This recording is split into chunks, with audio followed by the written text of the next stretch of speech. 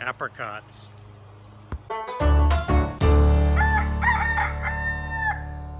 Hello Homesteaders.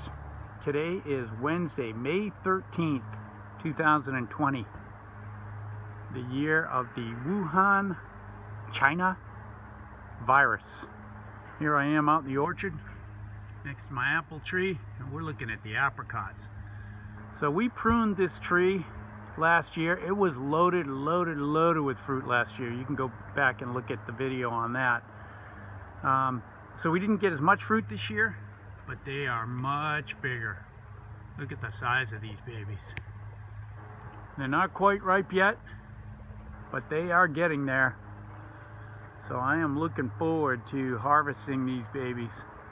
Last year we had so many, I was dehydrating them, drying them, trying to do whatever we could to keep up with them.